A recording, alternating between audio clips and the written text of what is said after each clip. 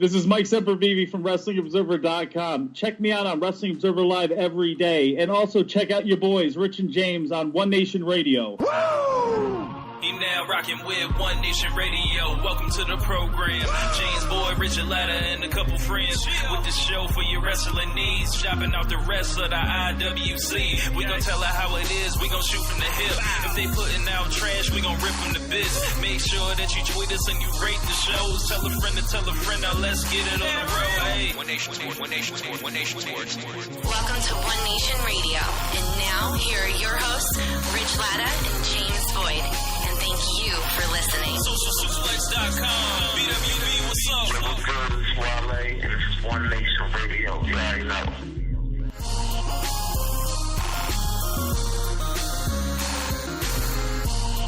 Welcome to the October 29th edition of One Nation Live. James, what's going on, man? Not too much. Just watching Deshaun Watson take a flamethrower to the vaunted Seattle Seahawks defense. It is lovely. Speaking of taking flamethrowers or something, we are joined by our women's wrestling expert, contributor to One Nation Radio, longtime contributor, Ciara Reid. Ciara, what's going on? I mean, if the shoe fits, I'll wear it, but I'm still not getting comfortable with that title. I'm sorry. Reid, it's just a lot. Oh, gotta man. be humble. Yeah. Speaking of being humble, folks aren't doing that on Twitter right now. Lio Rush has had a rough day. And if you don't know what we're talking about, these next three topics will give you some context. It came out today that WWE started getting rid of folks, handing out boxes, setting them on, giving them pink slips, any other, thing you want to do, say, with that whole thing. Best of luck in your future endeavors. It looks like Emma, Summer Rae, and Darren Young are no longer with WWE. With Nia Jax and Neville still kind of in flux, this is like, it seems like this is not the end and it's not the beginning of all this stuff. First, though, I caught Ciara. She had a lot to say on Twitter today, and I kind of wanted some clarification on it and for you guys to hear this because I thought what she said it made a lot of sense. And But first, James, what did you when you saw these this news break today? What did you get out of this before we turn it over to us here? Yeah, I thought it was unfortunate. It seemed like we were past the point where we were going to get the yearly axing thing, especially because we were past the point where it was last year. I think this is probably maybe 15, 16 months apart. Yeah, they haven't fired people in a while. Yeah. And, especially given that, after they just had their quarter financials and had that meeting, and it was such, overall good news, you figure that, that wouldn't be coming. But unfortunately it hit. And I think most people are where we are all at now, where we're mostly surprised that Emma got let go, considering that, she was literally on TV and on a pay-per-view just a week ago. Crazy. But, Ciara, you had a lot of poignant points to make, so I'll turn it over to you. What did you think about this whole thing with Emma and then, the reaction surrounding it? Well, when I first seen a picture of her and everyone was saying she was released, I thought it was a hoax. I thought it was one of those situations where, fans just take something and just run with it. Because, in the past couple of days, we all didn't get a clarification on what the hell is going on with Nia Jax until, randomly one night real late that we found out that she walked out of the company because she didn't want to put over Sasha Banks. And she was reportedly unhappy with the situation. And then when I seen that Emma did get cut, I saw it before I saw Summer Rae, and then all of a sudden I seen Summer Rae got cut, and I was just like, wow, they cut two women that were basically helping drive their NXT women's division in their first year. I think a lot of people forget that when they first started up NXT, there was Florida Championship Wrestling, and that women's division had a lot of people. You had AJ Lee, you had Naomi, who, both were later brought up. You had Paige come in, and you had Eva Lee, who we all see in Shine now. And we had Eddie Guerrero's daughter and Tamina, and it was a couple people, but it wasn't like a situation where you could see any of them becoming like a top performer in a division. But long story short, almost half that roster got cut once they started doing NXT, and Paige was left, Emma was left, and what was left of the model term wrestlers on that roster was still there. And Summer Rae, being one that transitioned from FCW through the NXT deal, was able to cut promos before she got in the ring, started wrestling, and was able to, pretty much carry herself as a competitor when she did get in the ring. And the problem I have with Emma is that I've seen a lot of people going around, well, she deserves to get released. She's terrible, blah, blah, blah. What has she done lately? And, it's like, why does that have to be the excuse when it comes to women being released from that company? But when it's guys who are actually terrible, like your Kurt Hawkins and stuff, everybody's like, oh no, they released a good guy. He's going to be big thing on the indies. And then once Kurt Hawkins got released and went to PWG and was a bust, everybody changed their mind and their tune about this guy. But when it comes to women, it's always, well, they weren't putting her on a show, so who cares? She's been on the show. They brought her back and pretty much made her like a big deal and put her up against Asuka. And yes, she put over Asuka. But my problem is that why would you cut that program short? And it feels like they're on their way to jump Asuka towards the title already without even having like a decent storyline for her, for those fans that don't watch NXT to get to know her. Instead, Emma puts her over, gets cut for no reason. And it's just sad to sit there and watch for the past couple of years that she gets pushed to take the back seat to all these other women that she helped build that division and is responsible for them being able to be what they are on that roster right now. Her and Paige. But they both get left out, and especially when Sasha Banks, Charlotte, and Becky Lynch got brought up.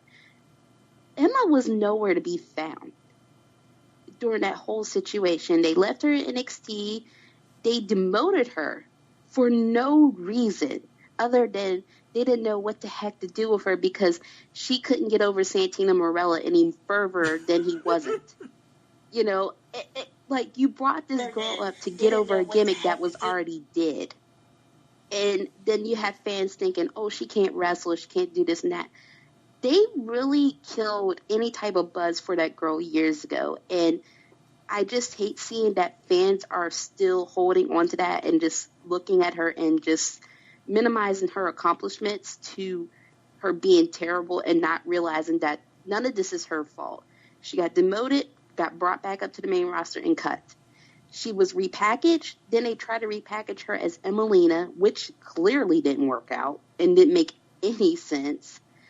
And then they brought her back as, they were like, okay, look, we don't know what to do with this Emelina thing. You just come back as you were. Yeah. When they should just let her come back as she was in the first place. The Emelina thing was grand opening, grand closing. Yes. And it's like they have a bad reputation of always trying to fix things in that company, especially when they're working. And then when they go and fix them, they fuck it up for good. And with Emma, they had an opportunity to have her come back and be a big heel in that, roster, even though you had Alexa Bliss. Alexa Bliss can't do all the heel carrying by herself. You can't just leave it on one person. You have to bounce it off other people. Now, unless they change, Sasha Banks in a couple months, it can't just rely on those two. Emma could have been a good balance. And they let her go. Summer Rae, the same thing. You had this girl not appear on television for over a year for no reason. She apparently didn't pass medicals or something. She was injured or something. And then I heard that she wasn't injured and she was out here promoting the company, but they didn't have her on television. Those women suffered the same fate as a lot of women before them, in that their creative team failed them. The company didn't know what the hell they were doing with them. And it just sucks when I see this company, especially Stephanie McMahon, come out here and say that they're behind the women and they want to progress a change and they are all for their superstars creating their own brand and being their own person and taking initiative to be, proactive in how they're portrayed on television, on TV, and whatever. But once a woman like Nia Jax or anybody else says, I don't like that you're making a mockery of me, it's, oh my God, why are you doing this abrupt change? All right, let's get into some of these. Lying. Ciara, one sec. Let's get into some of these comments. We had a lot of them rolling while you were going. Simon was saying PWI Insider is reporting that Nia Jax will be due back tomorrow, and the walkout was allegedly due to nagging back issues. Joe was trying to remember if Emma had any title shots. Joe, she was in that fatal 5-way that we assumed that she would get pinned in. Did she take the pin or no? I don't remember. No, they brought Bayley back after That's she had right. just got hurt because she was the number one contender for SummerSlam. Bayley gets hurt. She comes back for her title shot. They throw her in a multi-woman match, and then she takes the pin. Yes. Mm-hmm. Joe says, send those folks who said that Emma deserves it to him. Dion Murphy says, Emma is great. You're only as good as the leadership lets you be. Joe Saba also says, Kurt is trash, referring to Kurt Hawkins. Dion also says, I like hearing a woman's perspective.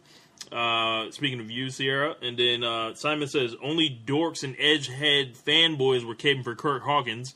Not true. Dion had a question for you, Ciara. He said he's interested in how you would book the women, and would you recommend an all-women's show?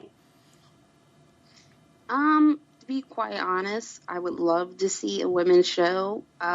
Being that I'm a women's wrestling fan, I've been wanting something like that for over 20 years.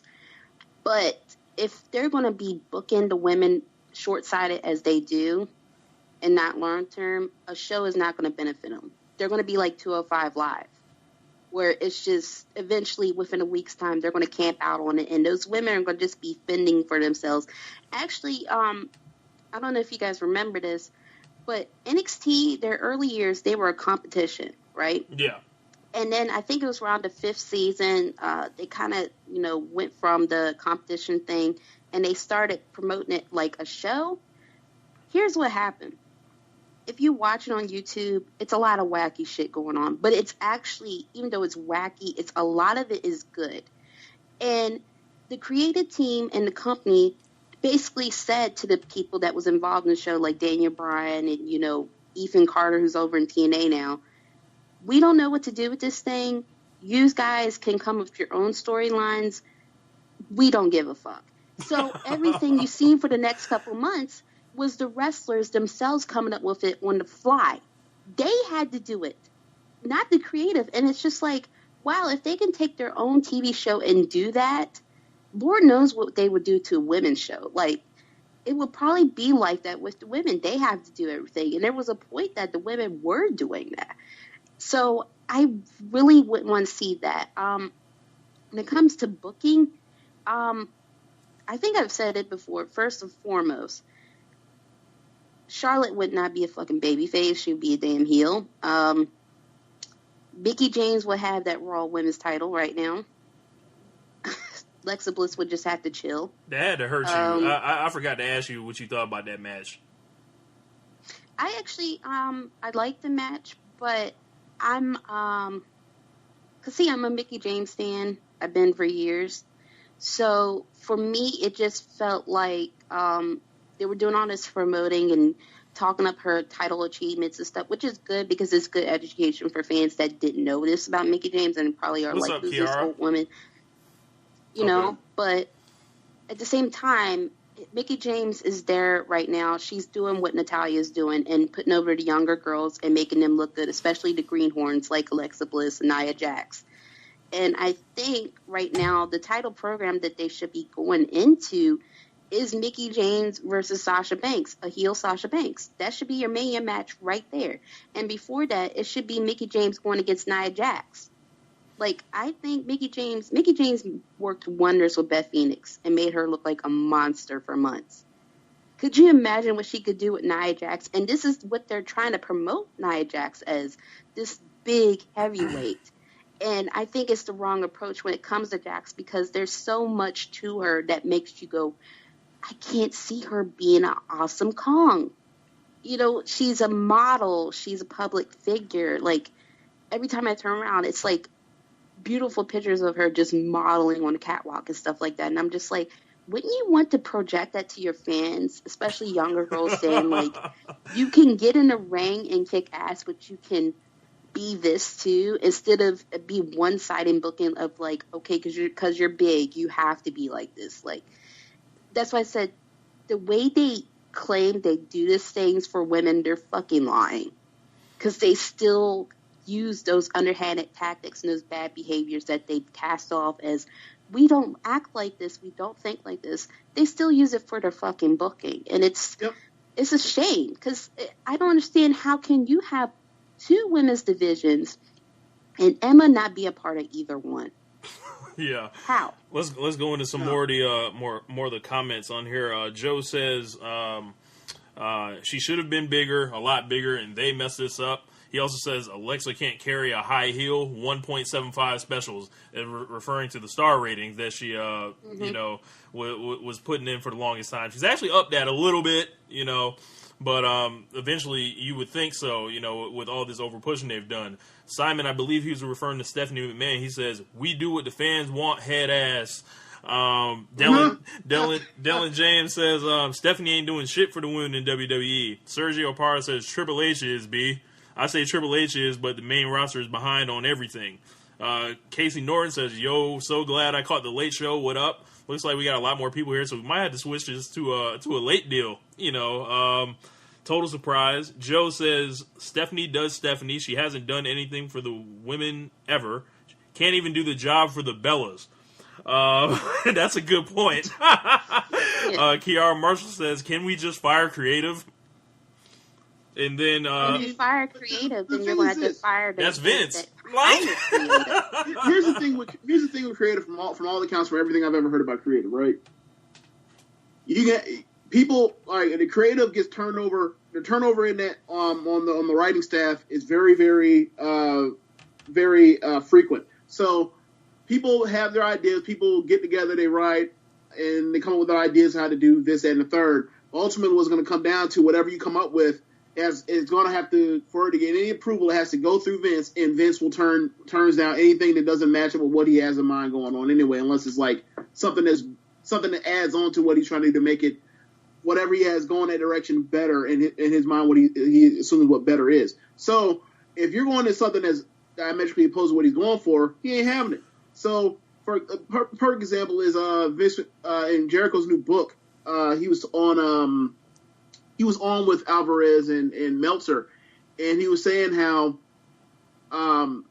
over all his time interacting with Vince, when it comes to trying to push certain storylines or certain details, he knows the best way the best time to talk to Vince is after he's already ate his food, so he's not irritable, and then when he's alone, so that he'll actually have his full attention on you, so that he can actually really put it, put it all together. So he said that he had this idea for something or the other, and because he went through the door and asked his person that he has a bodyguard that covers his door, Vince, apparently. Wow. So he asked the person that was at the door, is Vince in there? Yeah. Has he already ate? Yeah, perfect. Can I go in? He goes in, and all of a sudden Triple H is there, so he can't be like, I'll come back later. So he gives out his idea, and Vince's response was something about something that had something to do where he clearly wasn't paying attention. Like, that's how Vince is.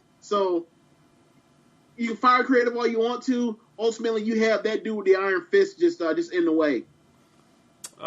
Simon also drops another question. He says, "Better question: how does WWE have 2 women's rosters and they're both garbage?" I wouldn't say that both rosters are garbage. You know what's garbage? The booking. I think that's what Simon. To be fair, I think that's what Simon ultimately really means. Because you've got, if you look at both rosters, you've got a deep pool of talent.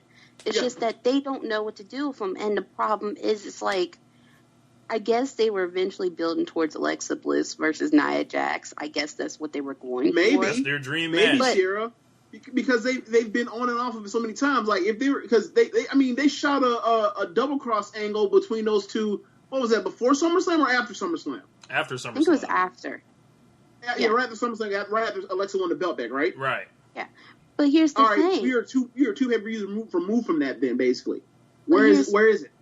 But here's the problem: if you're gonna, go for that angle where she, takes out Alexa Bliss, you can't come a couple weeks later and book her to lose to Sasha Banks, where she's supposed to look like the heel, right. And then we're supposed to cheer for her as the babyface. WrestleMania, that makes no logical sense. So I don't blame Nia Jax for being frustrated, because it's like you're yo-yoing with my character. You're not giving me, a definitive role of what the hell I'm supposed to be. And then you guys got me out here. She's been doing a lot of stuff, like promoting a company, like an ambassador, like the Bella Twins. Like, they're not really letting this girl understand, we want you to be our new babyface, or we want you to be our new monster heel. She's doing all this stuff, and then you guys are still going, okay, look, Jax, we're going to have you go against Lex at WrestleMania. But before that, we need you to lose to Sasha Banks twice. What? Exactly. Yeah. That makes no sense. And thank God she did walk, because look what happened. Alicia Fox got recognized after all these fucking years. She been sitting back there in that locker room with her wig on, like, you know what? I mean, y'all ain't been giving me a match for years. Hold on, Ciara. Did you say with her wig on? Yes. That's a wig. Anyway, it's a wig. It's a wig. It's a wig. I wasn't ready. Oh my gosh. So Emma, where do you think she goes from here before we get to the next couple folks? Like, we can mess around and see her in pretty much anywhere at this point, right? Right. I actually would like to see. I don't know if she's going to have those booking clauses in her contract, like a lot of people do, where they have to wait. Yeah, like she has to wait like a certain amount of days, and depending, because she's been signed with the company since 2011, so she might be on like maybe a 90-day clause. So people have been saying, "Oh, we're going to see her in Shimmer." Nope. We're not going to see her in Shimmer. Shimmer's in like 2-3 weeks, so that's not happening. If anything, if I was Emma, I think the best way to jump back into the Indies right now is hit the UK Indies, hit Progress. Right now, like, I think they will really be all out for her versus Toni Storm right now, and hit up Stardom. Just keep going, and then in Australia, the women's stuff is really building up out in Australia right now. It's a lot of women. Do you think she could end up in Impact by any chance? Shoot, I don't know. I would like to see that, but here's the thing: Impact has signed a lot of people, especially women, and they haven't been on the shows. Yeah. So it's not like, now, if the Knockouts division was like the Knockouts division maybe about like 5 or 6 years ago, she would be right there right now. But they're going through so many changes, because they keep, getting into relationships with Jeff Jarrett and then breaking up with him, and he ain't prepared for this shit, I got a question. Mm-hmm. So, for those that are listening, me, Ciara, Rich, and Jeremy have constant conversations about how the Jarrett family are just a family full of scammers, just all of them boosters for literally 50. I think we agreed upon 50 years. Yeah, 50 years been ripping off the public, deceiving the public. Yeah. So betrayal of the public trust. Yeah. So I would love to know how Jeff Jarrett can own the competition, get fired from the competition, then go into rehab, and then have WWE pay for his fucking rehab. How? So the deal with it is anyone that's worked for them at any time, if they have like some type of substance abuse issue, WWE will pay for it. And this is really testing that rule. It means anyone, So right. Jeff Jarrett, once again, James has scammed WWE into paying for him, and But all jokes aside, best wishes to Jeff Jarrett. Hope he gets himself correct. Whatever's going on with him. I mean, the goofy shit with Jeff Jarrett, I mean, that's one thing. But if we really look at it, like, this guy has been in the business for, I want to say, Jeff Jarrett's got been around in the business for about 30 years or something, right? Yeah. Because he's been wrestling since, like, the 1980s. So, and then not only that, he, lost his job at WCW when they went under and wasn't brought back, like a lot of other people into the company. And then he and his father, made up TNA. And then when his father left the company, he continued it on with his own dime. And, like I said, it's a lot of goofy shit with him, but you got to respect the fact that he was willing to throw it out there and make a competition where everybody else was like, they buying everybody out. We ain't getting nowhere near that. And if we didn't have TNA, we wouldn't have an AJ Styles. We wouldn't have Christopher Daniels. We wouldn't know who Kazarian is. We wouldn't even known, like, low-key on television. We wouldn't have seen any of these guys for years. So he did a good thing of creating that outlet, but it's just crazy because it's like every time I turn around, Jeff Jarrett is going to work with the company, and then if something happens and it just doesn't work out. In the past couple of years, Jeff Jarrett has fallen on hard times, and I want to say maybe last decade, especially after the passing of his wife. Mm-hmm. And, that kind of let him out of TNA the first time, following that, and then the whole rumors about him and Karen Angle at the time, hooking up. But, I mean, well, see, nobody knew if it was actually true then. People were speculating because he had been out of the company for a bit because he was still mourning his wife. So when the rumors came out about Karen, everybody was just like, Karen? Like, that doesn't make any sense. And then why it don't make any sense? Television. You know why it doesn't make any sense? Because why in the hell would you try Kurt Angle's wife? Like, hold on, he did what? Angle's a real shooter out here, and you want those problems. You barking up that tree. No, sir, not me. It led to, when it did finally come out that they were having an affair, at this point, I think Karen and Kurt were pretty much on the nail to divorce anyways before this. And then it led to a lot of firings in TNA. And Jarrett took that hard because a lot of people got fired because of his wrongdoing. And they had nothing to do with it. So, I mean, he's dealt with a lot of shit in the past couple of years. But isn't that crazy? Like, he's got WWE to pay him. Yeah. For something else again. Got some more comments.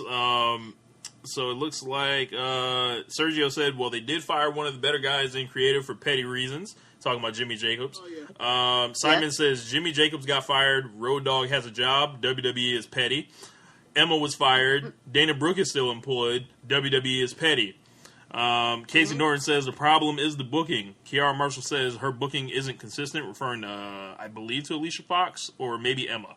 Mm-hmm. Casey says... In both cases, well, hold on. In both cases, that's absolutely true. So either one, that will work. But also, when it comes to Alicia Fox, I think somebody needs to go out here and make an award of girl, you stood the test of time. Because Alicia Fox has been on that roster and been through literally everything the company has gone through. She was brought in when they had OVW as their developmental, was there during that whole scandal and situation where they yanked the talent out of OVW, DSW.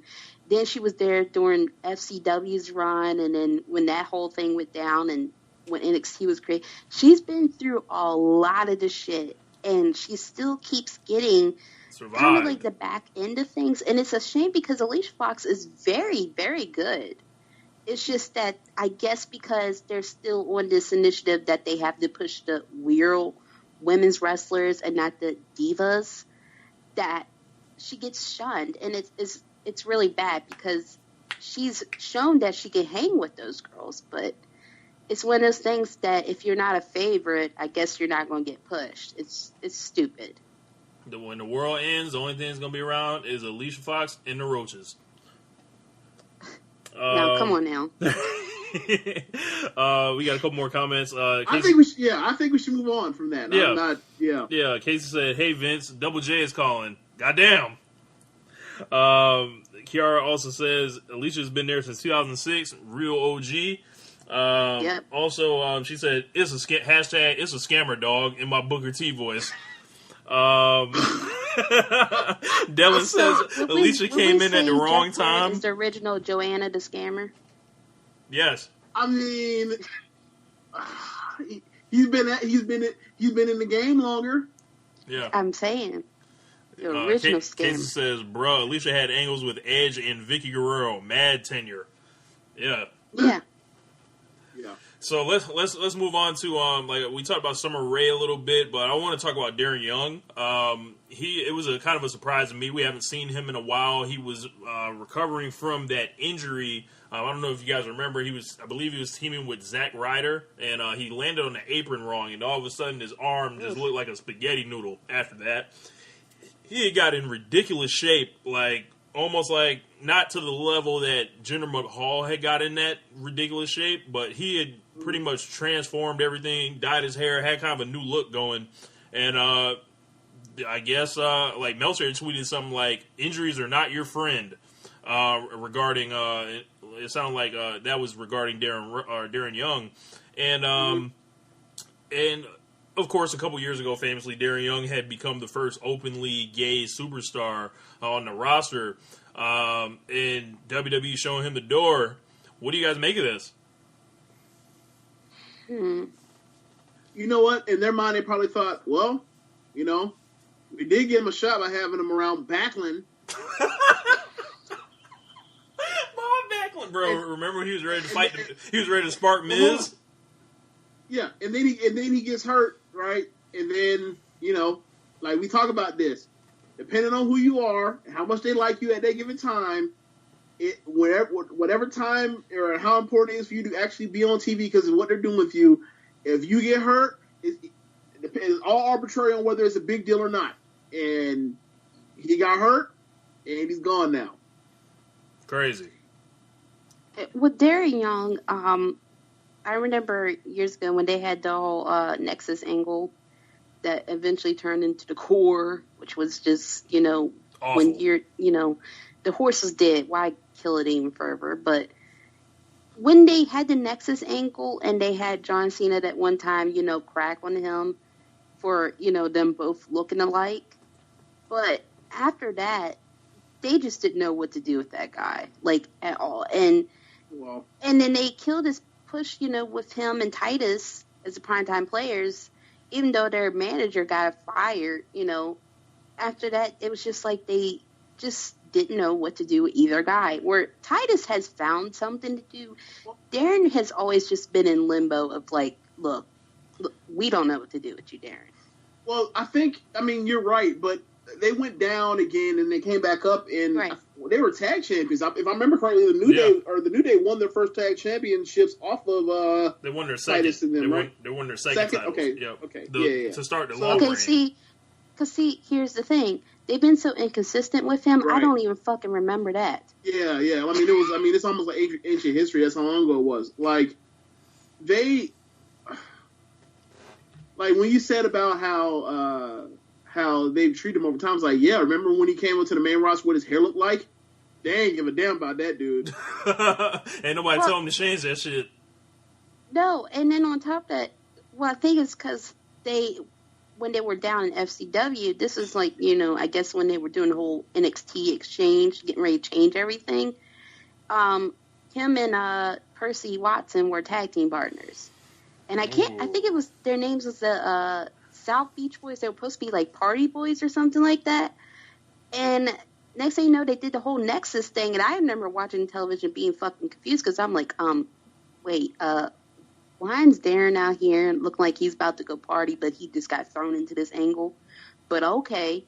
They knew from jump that they weren't going to do anything with this guy. Like, for instance, look at Bray Wyatt. We now see him as this thing, but a couple of years ago, we were just like, I don't know what they're going to do with this guy. And we didn't see him for a long while until all of a sudden he turned into this shit. And I don't know what happened in them woods, but okay. But with Darren Young, first of all, I didn't like that they constantly promoted him as their first, LGBT performer and just, went on and on about it. Do you think they actually did, though? Or was that more like, no, TMZ? Well, see, Remember TMZ? Yeah, they're locked in. TMZ and WWE are in cahoots. Correct. Right. But I don't remember them acknowledging that on TV once. They didn't. No, they made No, it a they thing. did. No, they did. On TV? Yes, they did. Yes, they did. Right after it hit TMZ, that next night on Raw, they acknowledged it right on commentary. And I remember thinking, okay, it's nice that you put that out there, but do you have to, put that label on him? It's his sexuality, his life. Yes, it's out there on the blogs, but do you have to project him to your fans as he's that guy? He's still a wrestler, still a superstar in your company. You're supposed to be wanting your fans to get invested in him for what he's doing in the ring, not because of his sexuality or what he does off screen. It's just, I hate when they do stuff like that. Well, not only was he that guy, he was also that guy. It's like, okay, so, all right, black wrestler, already behind the 8-ball. Then it's like, and he happens to be a homosexual. Okay, this is gonna be real tough. Now he's like, okay, now what? And then the now what was, we're gonna hook you up with Backlund. They gave him one of those WWE good old, we gave him a push, it just didn't work out. And then it's like, dude, that wasn't no damn push. You was trying to get that dude under, you was giving that man pure shit, and then you wonder why he ain't get over. You weren't planning for him to ever get over. And look, not everybody's meant to be Stone Cold Steve Austin. It's cool, exactly. It's cool. Then I understand there's levels, and that's why you slot a lot of people, because you already have them in mind. You think guys going to get to a certain level. But can you at least give somebody an honest shot? At least if you're gonna pay him, why? Fuck you paying him for? Do your job, Vince. Yeah, do your job, Vince. So best of luck to Darren Young. I'm sure we'll probably see him pop up on some independents. He's in ridiculous shape. Last time I saw a picture of him, so.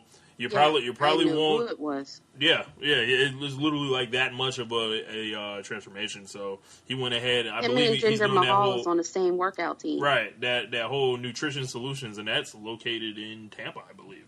So me and James might have to. Of course, it's in Florida. Yeah, me and James might have to stop by there so we can become tag team champions of the world. Craig, tell you this right now. You go to Tampa or you go to South Florida, it's not Vegas as far as it just being just a wild west and anything goes, but there's a lot of depressing, dark shit that happens out here in Central and South Florida. I don't know why. It just does. I don't know. It just is. If you live in Miami or whatever, you can get that anti-Asian. You can get that HGH easy. You can get that antler spray? Yep. You can get the cream in the clear. You can get all that kind of stuff. It's so weird. Look, if you want a fake booty, you can get you a fake booty out there. They'll come to your house and do it. Yeah. How do you know this information? I live here. How do I know? I live here. Let me find out James is promoting, Fix a Flat. That's exactly what I meant. And see, now you know something, because I didn't even say I'm Fix a Flat, but you knew that when I said they come to your house and do it, you knew it was Fix a Flat. How do you know it was that, Ciara? I see it on blogs. But Okay. I didn't know you were selling this. One Nation Radio. When we talk about ass surgery out here, two Americas. Look, it ain't two Americas. They follow the Kardashians. Okay, yeah. So another spinoff of the whole Emma story, Lio Rush. That boy catching all the hell right now on Twitter. If you type in Lio Rush, you're going to see fans going at his head. You're going to see wrestlers going at his head. And just so I don't screw this up, I'm going to pull up his tweet. He said, Rush is feeling the rush. Yes, feeling the rush. And that man might get rushed. If you keep fucking around. He said, I guess these are the things that happen when you're not truly ready for Asuka. Clown emoji. And all hell broke loose. Oh, man. Everyone from Bray Wyatt, Jack Gallagher, Peyton Royce, Ricochet. I only saw the Peyton Royce thing. What did Bray Wyatt have to say? He said, I believe he said something about, he was like, you ain't gonna make it here with the Wolves, kid. You know he wanted to say boy so bad, but he said, nah. Wait a second. I don't want it. Wait a second. Let me get this right. So, Bray Wyatt, the supernatural beings out here tweeting people on Twitter? Yes. Out here on Twitter. Okay. Undertaker would have never did this.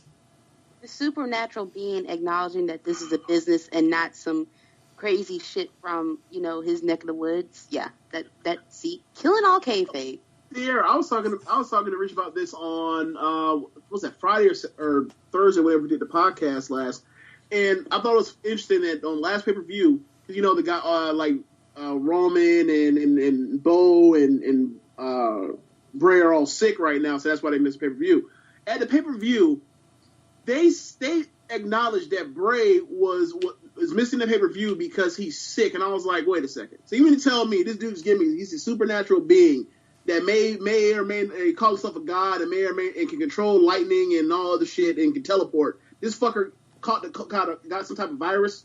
That's what you're trying to tell me? Okay, here, let me do you one more. There was maybe about 2008. They were on SmackDown, and they said that The Undertaker was found in a vegetative state. Meanwhile, I'm sitting there but he's dead, though. He's supposed to be dead. He's dead, but he's dead, though. No, pause here. Wait, you gotta say that again. But he's dead, though. I gotta say that. He's dead, though. How is he supposed to be in a vegetative state if he's dead? Oh, let's go through some of these responses. Yeah, so Bray Wyatt, as we mentioned, said, you ain't gonna make it here with the Wolves, kid. Murphy says, oh, Leo. Ricochet was like, dude, with a disappointed Chris Rock from Friday gif attached to it. Peyton Royce says, wow, kid, didn't you just get here? Professionalism goes a long way. Lots of kid being thrown around. They've been hanging out with LeBron.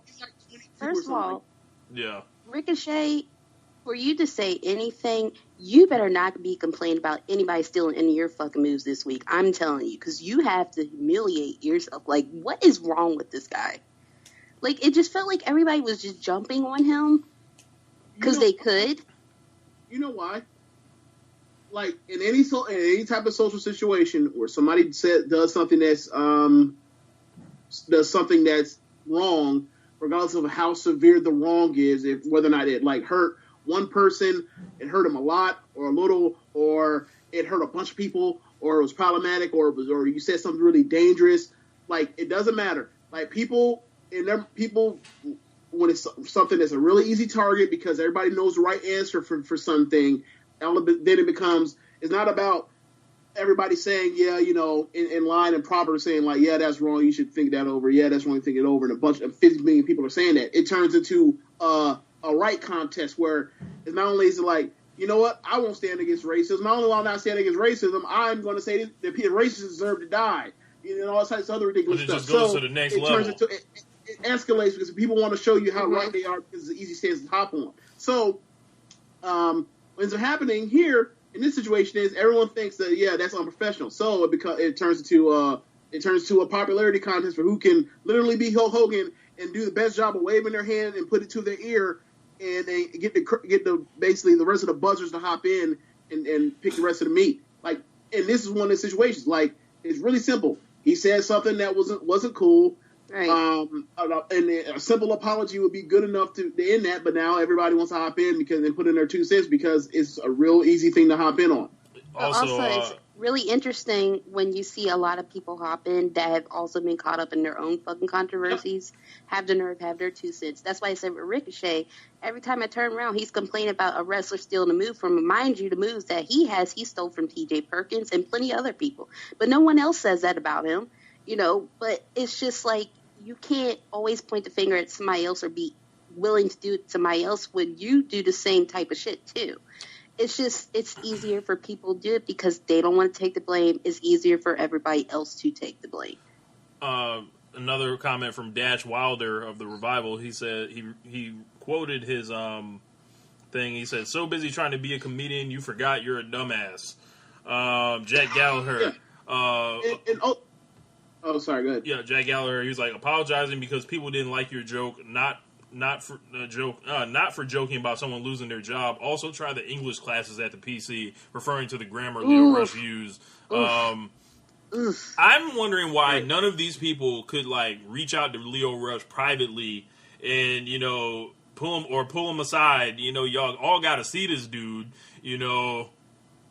Maybe they like already someone don't reach like out. him. Maybe that's true. Maybe they don't like him. Who knows? Because the thing is with Lio Rush, it was like maybe a couple months ago there was a rumor around that I think when he went overseas in Europe and he kind of rubbed people the wrong way. I don't know if it's true or not, but that's what was said. And to me, it's got to be true because anybody else that goes over Europe, no one ever says anything like that. So he might have a chip on his shoulder, even though he's so fucking small. It's the weirdest thing. What do you mean? Oh, you said even though? Look, most people that are small have chips on their shoulders. It's the Napoleon complex.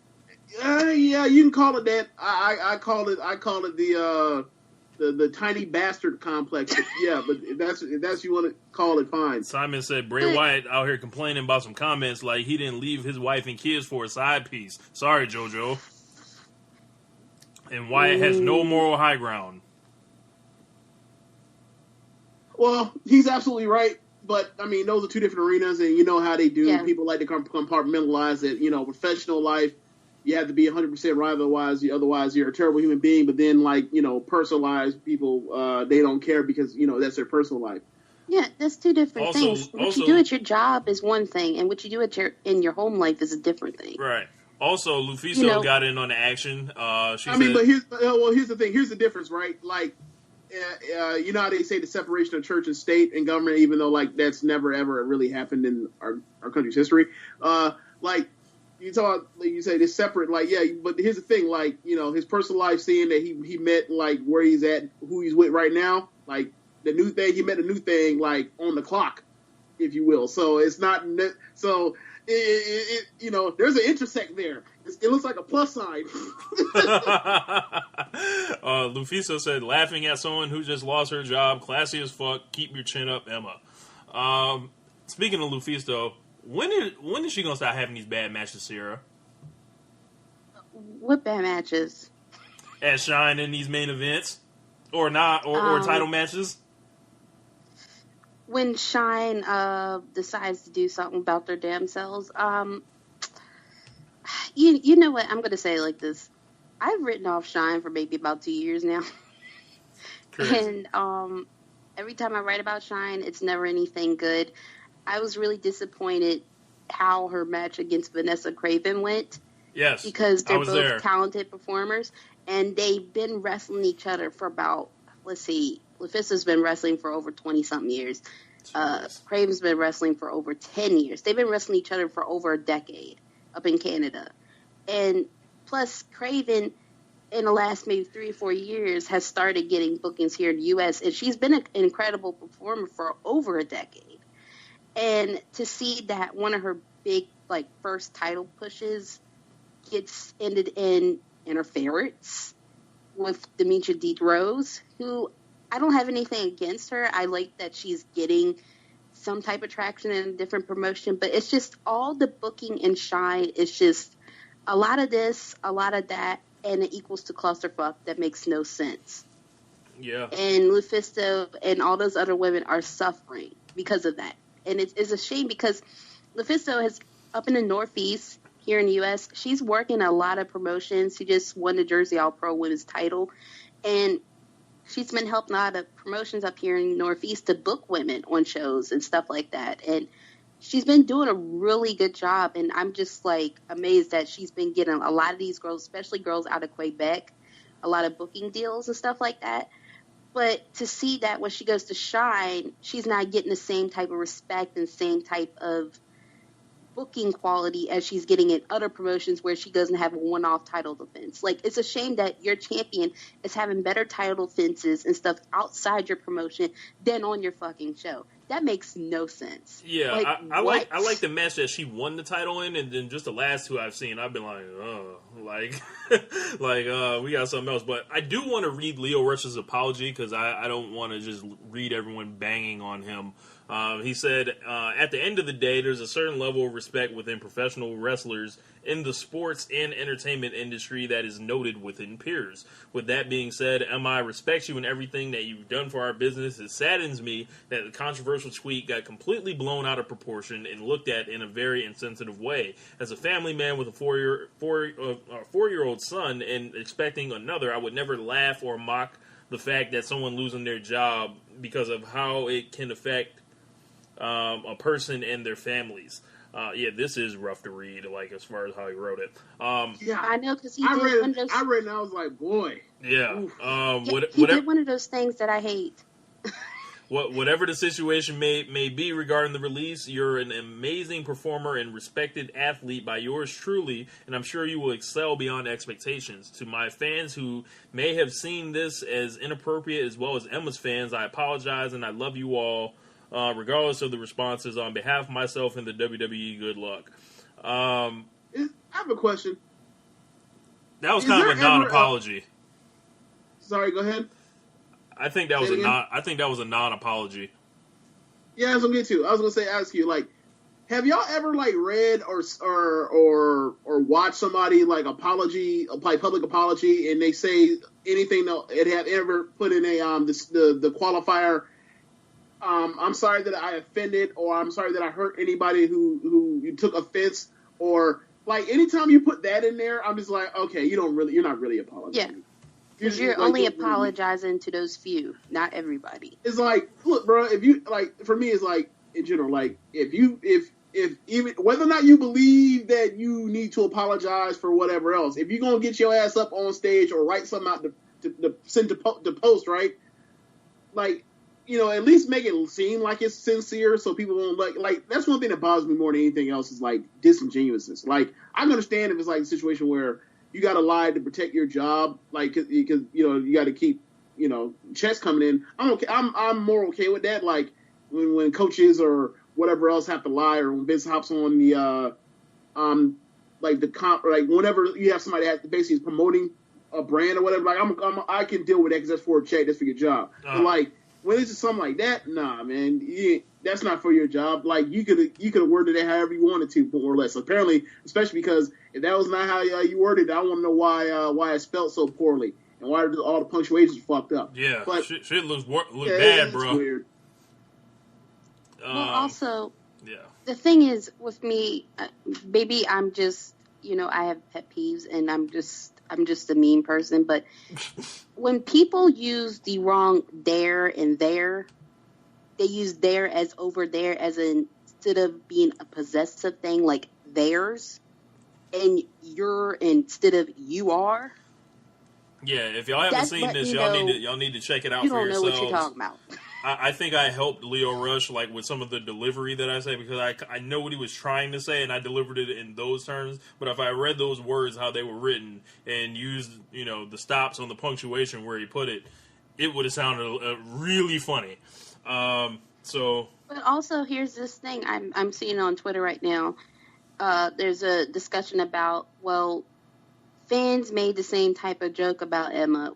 Why is it a problem for Lio Rush? Well, here's the thing. It's a coworker. It's really simple. It's a coworker. Yeah, it's a coworker, and on top of that, Lio Rush is not one of us. Right. We don't work there. We don't have to interact with these people. Now, if they choose to add us on Twitter and get all pissy about it, that's on them. But they don't have to. They have to see him. They have to deal with him. And like I said earlier, you never know. He probably pissed off and rubbed some people wrong his first couple days down there.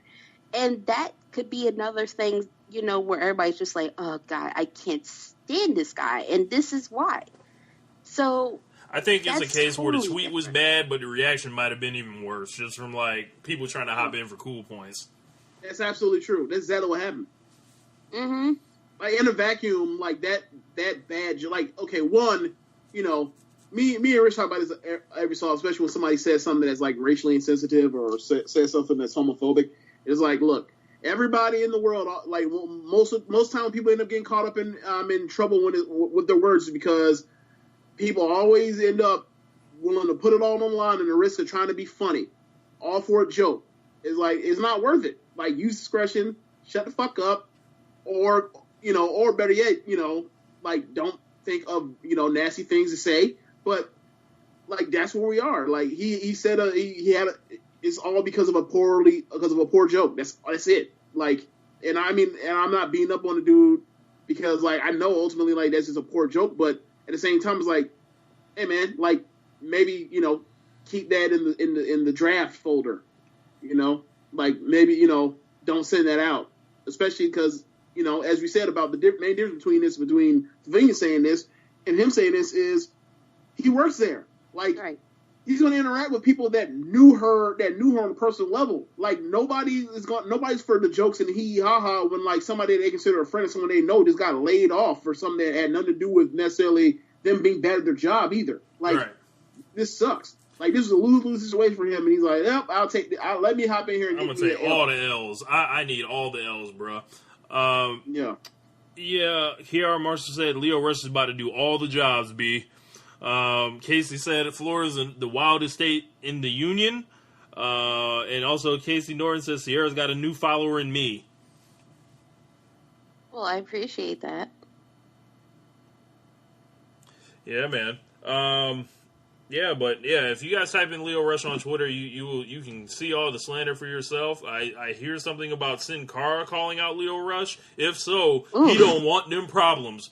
So I'm actually hands. Yes, like if this was a shoot, Sin Cara would still be world champion, and I say still because he would have won the world title years ago. Wow, those are the hands of God. Okay, he don't mind. Oh no, Sin Cara added this man. Oh no. Oh, I got to find this. Hold on, man. Carry me for a second. Hold on, I got to find this. If you're a friend of Lio Rush and you're around him right now down at the Performance Center, guard him at all times. Yes. Wow. Hey, so Ciara. Oh, he tweeted in Spanish too. You know he ain't playing. Oh no, he's bad. He says, do the fish out of, like, it translated to do the fish out of his own mouth dies. Not sure what that means, but it says, el pez por su propia boca muere. So, whatever that means, can someone tell me? I think he means when the fish is out of water, does it die? Gotcha. Yeah, probably. Okay, what were you saying, James? I was going to ask you to talk to me about the territory conquering badass that is Toni Storm. Like, what's going on with her right now? Like, it seems like she's on a roll. She's pretty much everything over in UK and Japan right now. She's got the World of Stardom Championship, and right. She still holds Stardom's SWA United Championship. And the title change was so crazy because I didn't like how it abruptly happened. I talked about it in the roundup. Mai Itai, she got injured in the match by doing a drop kick. And what happened to her? I forgot. She suffered dislocated elbow. Elbow. Okay, yeah. Yeah, and I don't know how she landed. Everybody said she landed awkwardly, and I don't know if she caught Toni or not. But right after it, she rolled out the ring, and, everybody at ringside is checking on her, seeing that something is wrong with her. Next thing you know, Rosie Agawa comes in the ring with the title and awards it to Toni. And it's just like, okay, I know you guys... they've been building up towards this for over a year now. They've been wanting Toni Storm to be their number one gaijin, their poster girl, and it's fine and dandy because she's on everything. But I just hated that it happens like that, we didn't give, enough time for everybody to figure out what happened to Mai Itai. Is she injured? Is she not? It'd been all the same if Itai wasn't injured, and they still awarded Toni the title. And that's what happened. Iwatani's out for, I think, about 3 months. Tony's got the title, both titles. And her first title defense, I don't think she's even... no, she has defended it. And the first person that she defends it against is Bea Priestley. And because Priestley challenged her. And it really left me perplexed because I'm like, so you have her first title defense go against another gaijin, and not Io Shirai, not Yoko Bito, not anybody else that's been on your roster putting in that work. It goes to Bea Priestley, who just showed up that day in Japan. Yeah, so I have no idea what they're going to do when it comes to booking, but she's been getting consistent booking and progress. But Stardom, I don't like what Stardom's doing with their gaijins. It's just, they're doing a lot of bringing in the gaijins, and they beat all their home talent who have been there for years. And then when they leave, the shows are deflated. You know, I don't like that type of booking. So, yeah, she's the every woman right now. Crazy. Are you happy for her success? Or do you feel like it's too much so far? Because I mean, there is a lot. Like she won the Stardom Grand Prix, and I think you also told me that she won another tournament recently too as well. Yeah, she's won 3 tournaments this year. Yikes. Well, actually, you could say 4 because when she won the Progress one to win the women's championship, then she won the WXW Germany championship tournament where she gets a title shot at the women's champion in January. And they're still deciding who's the women's champion right now because they're having a round-robin tournament. And then she won the Cinderella tournament over in Stardom and the Grand Prix in the same year, and she's the first person to ever do that, which really caught me the fuck off guard because I'm like, your ace of the promotion is Io Shirai. She should have done that, been the first one to do all that. Io has won every title, won every tournament, everything. She should be the one to do that, not a gaijin that you've been building up for a year who already has that momentum behind her. So she won those tournaments, and then like a whole month later, she wins the title off of Iwatani, and it was just the lead up to the matchup. I just felt like they were just really just waiting for that moment just to take the title off of her and not really given a decent title push for it. And it kind of mirrored to me what they did in, I want to say it was like 2013. It might have been 2012, but I think it's 2013 if I can remember correctly. Nanae Takahashi, who was the first World of Stardom champion, they started this program with her. Now, she had been beating everybody that was coming into promotion to challenge for the title, namely Michael Satomura. And Alpha Female comes into the promotion. This was like, I want to say around this time. Everybody.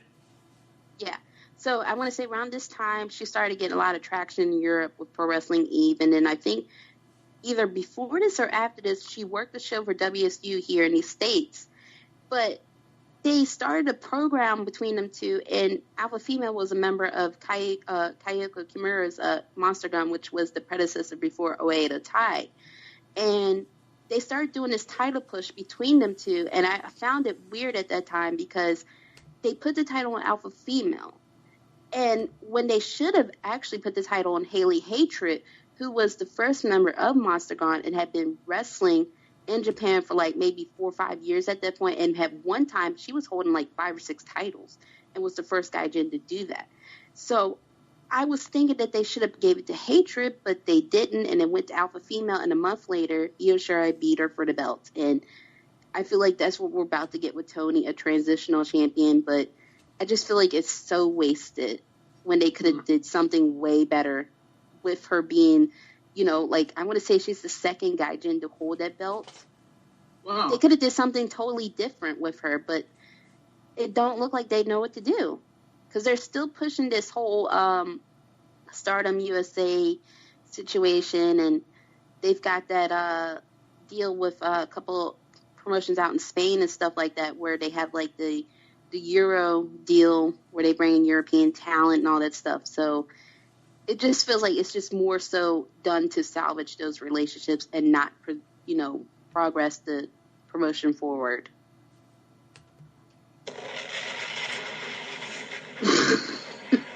Funk Flex Bomb. Was that necessary? It was. Yeah, Look, man. I love Stardom, but this past year, their booking and stuff has been very... It's actually left me being like, this is not the same promotion I've been following for the past couple of years. Man, so more bad booking around the world. Hold on. Was that before? Was that before or after? Was that before? Like when they started, their booking started getting finicky. Was that before or after? Like Kyrie and the other one left. I want to say it was before, because before Kyrie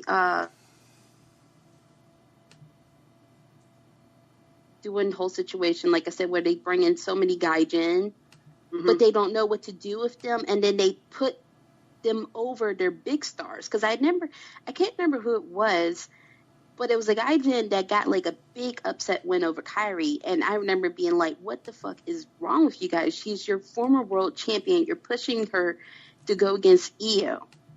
Why would you do that? They've done a lot of those decisions back, so way before then, I started looking at them like, you guys got to scale back on what you're doing with the gaijin, because there's one thing of bringing gaijin in and jumping them into your current programs, but when you have your gaijin come in and clean house of everybody, even your top stars, and it leads nowhere, that's bad booking. Yeah, that's pretty much textbook. Standard definition. I agree. Yeah, man. So it seems like only New Japan is getting it right these days. We've got quick thoughts, Ciara, on this whole Brock Lesnar and Jinder Mahal thing, if you have any. I don't. What the fuck is going on? I've been seeing people discussing the ideas of Finn Balor versus Brock Lesnar as a match. What the hell is going on? Oh, no, check this out, Ciara. So, I don't know if you follow. So, you know the results from last week's pay-per-view, right? Yeah. Okay, so after Finn and AJ, after they bring AJ from South America in to wrestle in this basic Grand Expedition match, right? Mm-hmm. And Finn wins cleanly. And they, they're at a point where like they're keeping him strong. He's on a win streak on pay-per-view and everything. The next night, they bring Kane out because Kane trapped did the whole thing where he, with the whole trash compactor thing with Strowman. Shows up on Monday, cuts his promo, does an open challenge to anybody that wants to come out there and get them some of the big red machine.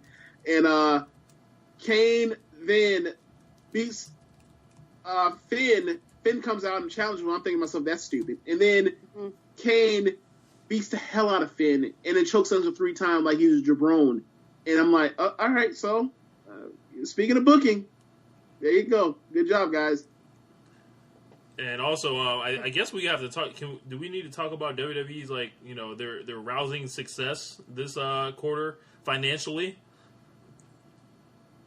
Sure. I mean, if you want to talk about it, it's not really like interesting or anything. But they had their best quarter of all time supposedly. So further putting forth the motion that even bad booking won't stop Vince McMahon from making a quick buck. Of course not. Yeah, but I mean, the main thing about it is like the TV contract has escalators in it, so every quarter they're getting more and more money. Just like every year a guy that's on an NBA contract makes more. Like if they sign for a long-term deal, the last year the deal makes more money than they did in the first year. Like that's how WWE's contracts are, or their TV contracts are. So and that's most of it. Yeah, so that's where we're going to be at, and that's most of their deals are TV contract. Now, the most interesting thing is like most of their profits, they're the whole gender experiment in theory is supposed to be to expand or get a pipeline into India to make some of that the rupees, Indian money. Okay, so you find out that like of their profit that they of their new profit, like the vast majority of it is North American money. It's like, okay, meaning so U.S. and Canada. So this still ain't working. Yeah, and of course in their conference calls they don't go into like the detailed stuff or anything like that. So that's their new. They feel like I feel like they've squeezed their American fan base pretty much dry. Like as far as like I'm expecting tiered levels to the network soon, and probably like a $14.99 tier. They'll probably come out with like a $4.99 tier to try to get something on the lower end. But they I forgot where I was going with that. Yeah, I fucked it up. But their new strategy. They burn program and don't know to finish. They burn through all the domestic money, so that's their new thing to start, signing all these guys and women out of these areas. They're essentially going fishing with all this stuff, so they're not going to care if the wrestlers aren't up to quality as far as like if they're main event level or anything. So I think this Jinder Mahal stuff is only the beginning. Like we're going to start seeing this with a lot more of these folks, and whenever their Chinese recruits are coming, best believe they're going to be coming on strong, like Future and your boy Weekend. But it's gonna take them longer. But it's gonna take them longer to get into China. Like, anyway, like the thing for me that just like I don't understand is like, or maybe I hope this is a lesson they learn given this whole situation is like, if your goal is to eventually get into East Asia just as you're trying to get into South Asia, like I don't know, guys, maybe like. Book those guys that are from those countries like well, and then protect them, and then make them baby faces. Maybe you could try it. Just thought you can try to make them baby faces instead of like trying to make everybody 1997 Bret Hart, because there's only one of those guys and he was really good at it. Jinder's not at that level. Like Jinder's gotten better, but he's not at that level. But could you actually see Jinder being a baby face like?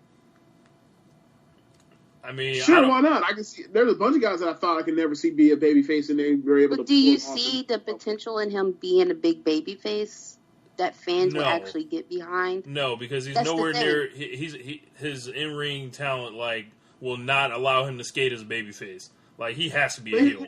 Okay, here's my thing though, right? All right, who are the guys right? So you're talking about? Can I imagine being a successful baby face? All right, how many successful baby faces are there in WWE? Period. So True. At least try.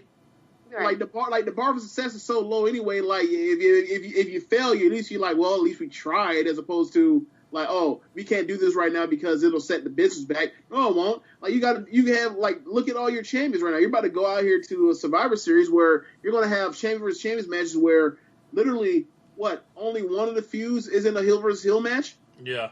And there could be some changes, but as they stand right now, yes, there's clearly a lack of planning on their part if they go through with this. It could be one of those situations where Vince McMahon woke up the day after TLC like, I've got it. But it's also when when it goes to booking, from like the 1980s and stuff like that, they will always say, even if the babyface wasn't good in the ring, the heel would do all the work, and the heel will be the ring general. But in this case, there's not many heels he's working with or could work with that can do that for him. So it's like, what the hell do you actually do with Jinder? That's why I said, like, even if they was to do a babyface run with him, the heel would be doing all the work for him to make him look good. I mean, that really wouldn't be too much different from right now. Right. But I don't know if they would want to even go that route or, put that on somebody else to deal with. Because it's like, could you imagine a Jinder babyface and going against Randy Orton as the heel? Like, Orton is the big heel and Jinder is the babyface. Like, yeah, I don't know how they would book that'd be a little rough. But I don't see that happening. Okay, I get exactly what you're saying. You're saying that, like, the crowd were rejecting and automatically cheer for Orton. And like in that situation, I agree. The thing is, like, I don't know, like maybe let Jinder build for a year at least, or something like that, or 6 months at least. The whole situation was they're just like, nah, do it now. I make him champion now. But he's not credible. Do it now. Mask off. But you have months before you do this anything. If you even do it now. But you're only going to piss off your fans. Do it now. Fuck them but it's fans. going to crater attendance. Do it now. Like this thing made no sense, and they just did it because they whatever. They did it because they wanted to do it. Like regardless of every other historical precedent for why this is a bad idea, regardless of if how bad all of his TV segments were for the longest, how bad those pay-per-view matches were or even up to this day, it did not matter. They just went ahead and did what they wanted to do, and it really is disheartening for them to do that, and then basically quote unquote be rewarded for it because they cut costs at almost every turn, and then also now they're firing at people. Yeah. So now what you gonna do? What you gonna tell Vince now? I did something stupid and it worked. Yeah, it's only more leverage. Like CM Punk called it out years ago. He's a millionaire should be a billionaire. He's gonna make money despite himself. Exactly. So it's a cash grab. And the part that's a bummer about it is this is the only time in the history of the business where this has been like this, where completely fucking the money and the booking has no effect on the business. This is the only time. Right. Yeah.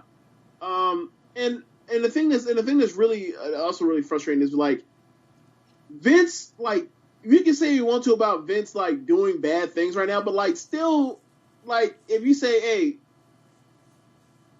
if Vince need to get a main event storyline over, I still absolutely believe he can do it because he still does to this day. But it's so hard to reconcile that with the rest of the shit that's on the show at times. You know what I'm saying? For him to be able to do the Rollins and Ambrose reconciliation thing, finally get Rollins over as a genuine babyface after him, basically he was playing pretend for all that time with Triple H, and then for them to finally get to the point where their love, they're actually getting Roman Reigns cheered in any sort of circumstance, right? It's we're headed to a spot, but then we're at a nice spot, they're getting Strowman over, Strowman's over, and people want him to be champion, right? And you're that's good. They did a good job. That's one of the best jobs they've done since we've been back is what they did with Strowman, right? And then you look on the other and what they did with Shane and Owens and Zayn, that was brilliant. Zayn's might be the best thing on TV ever since he saved Owens, right? Not maybe, probably is. And then but you reconcile that with dude, these are our champions. They're doing a Finn Balor and Bray Wyatt feud over paint. Yeah. Over paint. Yeah. Over paint. It's on what? How can somebody that can come up with this kind of brilliance also come up with this shit? It's weird.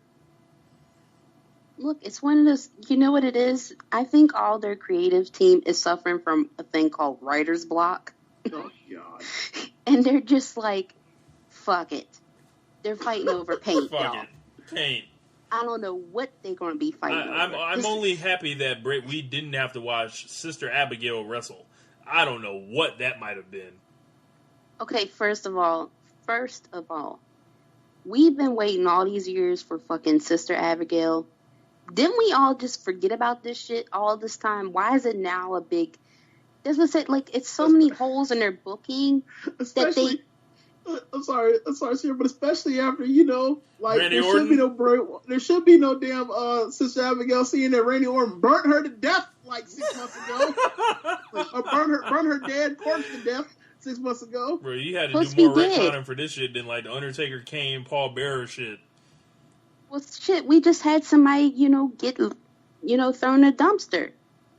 Dead. Rest in peace, Strowman. Compactor. I mean, we just had Awesome murder on prayers. television.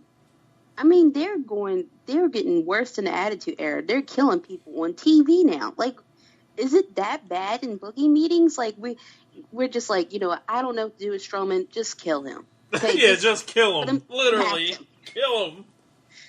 And they've tried this more than once, Ciara. No. The best part was on Monday after this happened. Cole said that he was putting the trash compactor and destroyed and carried off. He'll be back in 3 weeks. He'll be back in 3 weeks. I was like, are you fucking kidding me? Y'all can't do nothing right over here at this establishment. Y'all can do so good, but at the same time, make it shit too at the same time. Like, we were okay with the whole sports entertainmentism of put a person on or in a trash compactor and crush him and committing murder in front of thousands of witnesses, and we were okay with that. You know, right? Well, see, we had the whole situation. Who was it? Wasn't it? It was either Paul Bearer in the coffin that was pulling cement. Yes, like yes, that. they killed him too. It was basically like an Undertaker versus, I think, the Dudleys or something like that. Yes, because it was was Paul like Heyman involved. To save Paul Bearer, Undertaker to fight, and then Undertaker won the match, and then thought to himself, well, if you know you're endangering me in the future to have to fight these more of these matches, so I'm going to kill you myself. Yes. And then he showed up. And then he showed up again after that. Yes. Boy. Like, we've had murdering incidents. I mean, think about it. A couple of years ago, we was having buried alive matches, and I remember years ago, first time I seen somebody throw Undertaker in the hole and was, throwing dirt on. I'm just like, am I really watching this on television right now? Like, we're really burying a live person. Bro, they still have Dean Ambrose coming out there with Seth Rollins after he tried to crush his head with a brick. That's what I'm saying. He did. Yes. He curb stomped his head through a pile of cinder blocks, and then the next week showed up and cut a promo in the form of a eulogy. He had a suit. He had a wreath around him. He had a picture of the deceased, and there was a podium. I remember that. Yes. He's one of the best things Seth Rollins ever done in WWE. They out here, turn their television program into The Walking Dead. They got zombies out here and everything, man. Just killing people off and then bringing them back 2 weeks later. Like, it's getting that bad, and it sucks because it's like around this time of year, they always get into this, where everything is just a cluster of bullshit that doesn't make any sense. Like, Finn Balor is fighting with Bray Wyatt over something nobody understands. And this guy was just, like a world champion. We were supposed to think he was a big deal, and they're fighting over fucking paint. Like, it's crazy that when he poured that ham? Remember he poured that ham glaze on him? Yes. Oh yeah, yeah. I forgot about that. He poured that shit that looked like what do you call it? Like caramel? What was it? Candy apple red? Yes, paint. Yeah, cranberry sauce. Yeah. Yes, and they called it, and then they wanted to say it's not blood. They didn't call it blood. They called it an acidic viscous liquid. I was like, acidic liquid. Are you fucking kidding me? I just all that murder. Yeah, man. Well, I mean, they had to sell it somehow. You know what I mean? Because we got to get out here. Yeah, talking about a murder. I'm just saying. I mean, they're actually booking like TNA now. TNA was doing shit like this a couple years ago. Yeah. Wow. That's crazy. They're in that territory. Wow. Like they're booking murder on television. I mean, murder. I'm still just, with TNA years ago, they had this whole angle where Eric Young fell off the top of the turnbuckle, and all of a sudden he went from being, wacky out of his mind to super serious. And I'm just like, wow, that really helped his career because look at where he's at now. Remember the Giant fell off Cobo Hall against Hulk Hogan? And then next thing you know, he showed up in he's WWE. World Champion after. Big Show's like, what? Yeah, man. No, Betty ain't used to my murder. Remember when Rock was out here throwing Austin off of bridges and shit? Yes. Remember that? Yes. And I thought he drowned. Yes. I was convinced. Oh, Shit, man. when they had Stone Cold get hit by a car. Remember when they had? Oh my God. Yes, that. Remember when they had Hogan in the 18-wheeler crash into Rock before WrestleMania 18, the car that he was in? Bro, And they've been doing this murder stuff, bro. Murder! I thought the Rock was dead. And no, Vince's limo blowing up. Yeah. A bunch of murder. Kurt Angle, they even did an angle, Kurt Angle, where he was thrown from top of platform by, I think it was the Big Show. And he was all of a sudden paralyzed and everything. I can't believe we forgot the one of the big ones. When the Undertaker hung Big Boss Man off the Hell in a Cell at WrestleMania 15.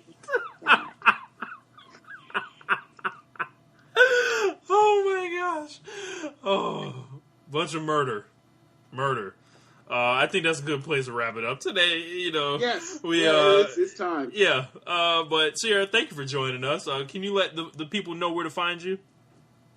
Of course. They can find me on Twitter at CIARA92189. And I've already posted up this week's Ring Bells Roundup on Pro Wrestling Pondering. So you guys go check it out. Or if you see it, a link in my tweets after, the barrage of tweets of me ranting, go check it out. So, yeah, I talk about a lot. And I even give a story about dealing with a janky promotion a couple of years ago. And yes, a janky promotion. So I stuck that in there. I didn't tell everybody I was going to talk about it. I was just like, you know what, fuck it. I'm going to talk about it because I'm getting the heebie-jeebies about another promotion. So it felt like it, went along the lines. Come on, this is man. really unnecessary. All right, this man out here he out here Is he like this all the time? Oh, man. It's worse. He's worse? Oh, yeah, it's worse. It's worse. 1-2 step. Yeah, so, No. yeah. One of these, I'm telling you, one sometime soon, coming soon, we're gonna be I'm gonna bring Rich up to the area, over to the area, and you can hang out with him for a weekend or whatever. And you can see exactly what I mean by this. Shoot, the next day I'll be sending him back and be like, look. Because no, I'm gonna be there too. Just so I'd be like, look, so I can look you in the eye and be like, see, you always thought that I was the worst one out of both of us. You'd be like, you know what? I owe James an apology. James, sorry. James is by far the more what do you say, reserved of the two. I never said you were the worst out of the Oh, bunch. that's not true. That is not true. That is not true at all. When did this happen? Think of all the time me and you have got into it on the DM thing on Twitter in the group or whatever, and because we can't really tell each other's tone or whatever. Yeah, because you always think I'm being super serious. I'm not. Half the time when I say things, I'm actually fucking laughing. People just don't. We'll drop an LOL sometime, please. They wind up going back and forth for 20 minutes, a half hour, and then all of a sudden we'll be like, well, wait, we're not arguing. We're pretty much agreeing upon the same, laying on the same spot on the same topic. What are we talking about here? Why was there back and forth? But I have dropped the LOL, and you still will comment and you start arguing with me, and I'll be like, James, I'm not arguing with you. See, now we've been cool for a good long time. We have gained some understanding about what we would have hang-ups on, and we've been cool for a long time. And then you want to deny it it's all on me. So I see how it is. It's cool. No, I'm not. I don't remember. It's fine. You are a perfect communicator. It's all on me. I get it. No, I agree that I have a lot of times where people don't understand what I'm saying, but I never been it's like James. She said, right, Rich? She didn't say sometimes sometimes I'm not. I don't communicate 100% perfectly. He says I understand that sometimes people don't get. I don't get what I say. It's you see what I'm saying? Yeah, she Lio Rush you. Me. I'm acknowledging it. I could be like, well, you just don't understand me, James. I'm not being that selfish. But I don't remember being like, oh, it's always James. Because there's times when I write in, our group chat, Rich doesn't even know what the hell I'm talking about. And I have to explain to him. So I can't just put it on one person. Well, that's gonna wrap the show up. We gonna get up out of here. We gonna continue this, but thank you everybody for listening today. Make sure you guys check out the SMC podcast also on our feed, socialsuplex.com. After Raw pay-per-views, I appear on Chad Matthews' show, The Doc Says, and of course the Ladders Lariat series. Number 30 just dropped recently. Is John Cena about to win his first world title last world title in the same manner he won his first. So make sure you guys check that out. We up out of here. Later. Peace.